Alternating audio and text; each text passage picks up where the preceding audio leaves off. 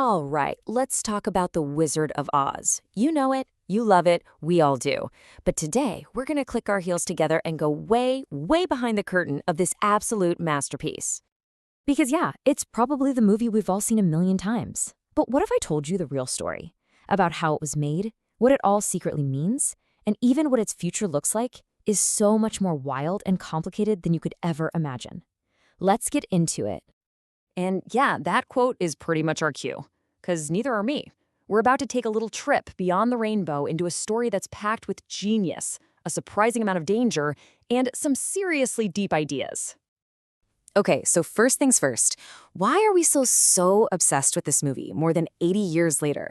I mean, it's so much more than just a film. It's literally part of our cultural DNA. Just let that sink in for a minute. Number one.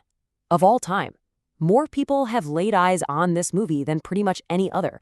It wasn't just something you saw in theaters once. It became this annual ritual on TV. It's just burned into our collective memory. And you have to try and put yourself back in 1939. Most people had only ever seen movies in black and white. So when Dorothy opens that door and steps out of that sepia farmhouse, boom, you're hit with this explosion of insane, vibrant color. It was pure magic. And it wasn't just a gimmick, it was storytelling. It perfectly showed the difference between her boring old reality and this incredible dream world. And this, right here, is why it never gets old. We've all felt that deep longing to find our way home. We all get what it's like to need our friends to help us face down our fears. And that core message, that everything you're looking for, the courage, the heart, the brains, it's already inside you. Man, that hit just as hard during the Great Depression as it does today. All right, so that's the shiny, beautiful version we all know and love. But, and this is a big but, the journey to actually create Oz, it was anything but magical. In fact, it was a total nightmare. Seriously, behind all those catchy songs and that bright, cheerful world was a completely different story. The set was plagued with accidents, toxic materials. It was about as grim and dangerous as the fantasy on screen was bright and hopeful. And we know a lot of this thanks to some incredible research, like in Algene Harmitz's book, The Making of the Wizard of Oz. It really just peels back all the layers and shows you the chaos that was happening behind the scenes. So those special effects that look kind of quaint and charming to us now, they were literally life-threatening. The Wicked Witch, Margaret Hamilton, she got third-degree burns when a fire stunt went wrong.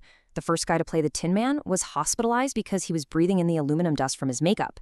His replacement then got a nasty eye infection from the paste they used. Even the actors playing the winged monkeys got hurt when the wires holding them up snapped. It was an absolute minefield. And right in the middle of all of this was a teenager. Judy Garland was only 16. To make her look younger, the studio put her in a corset so tight it was painful, had her on a crazy diet of basically just coffee and chicken soup, and even told her to smoke to keep her appetite down. It was just a brutal experience, and it's something that, cast a really long shadow over the rest of her life. So you have the disastrous production on one hand, but then if you look at the story itself, it gets even deeper. Turns out the yellow brick road leads to some really unexpected places, and people have been digging into this stuff for decades. So one of the biggest theories out there is that Oz isn't really a fantasy land at all. It's actually a sharp political commentary on America at the time. The yellow brick road, that's the gold standard. The Emerald City is Washington, D.C., and the wizard, well, he's just a powerful politician who's really just some regular guy pulling levers behind a curtain. And let's talk about Dorothy for a second. She is not your typical damsel in distress, not even close. She's the leader of this group. She's the one who figures things out. And there's a really cool reason for this. The author, L. Frank Baum, was super inspired by his mother-in-law, Matilda Gage, who was a famous suffragist. You can totally see that independent, take-charge spirit in Dorothy. Okay, hang with me here, because this next one gets pretty deep. Some scholars argue that the whole story goes even deeper, connecting all the way to the philosopher Friedrich Nietzsche. The theory is that Dorothy's three friends represent three different ways of looking at history. The lion, who wants courage, is all about looking back at the greatness of the past. The Tin Man, who literally rusts when he gets too sentimental, is about getting stuck in tradition. And the Scarecrow, who wants a brain, represents thinking critically about the future. The whole point is you need all three to actually move forward. Pretty cool, right? All right, so let's hit fast forward. Way forward from 1939 to right now. Because the story of Oz is still being written, and believe it or not, its latest chapter is all about one of the most controversial technologies out there, AI. So picture this, the Las Vegas Sphere, that giant, insane wraparound screen. They took the original 1939 movie and used generative AI to completely retool it for this massive space. They upscaled it and outpainted it, which means they used AI to basically create the parts of the world that were outside the original camera frame. They expanded Oz in ways the original filmmakers couldn't have even dreamed of. And the producers are really clear about what they're doing. As Jane Rosenthal says, they're not trying to perfectly preserve the old film. They're creating an entirely new experience for a new generation. We're talking vibrating seats, fans that mimic the tornado, the whole shebang. And this right here is the heart of a huge debate in the film world.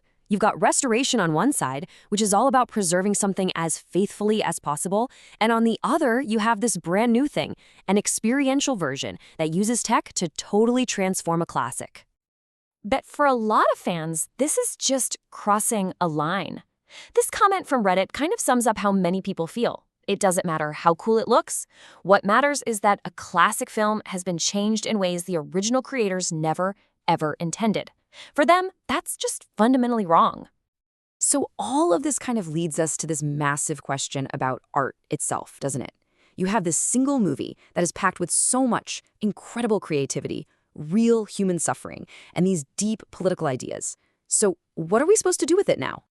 I mean, think about the journey we just took.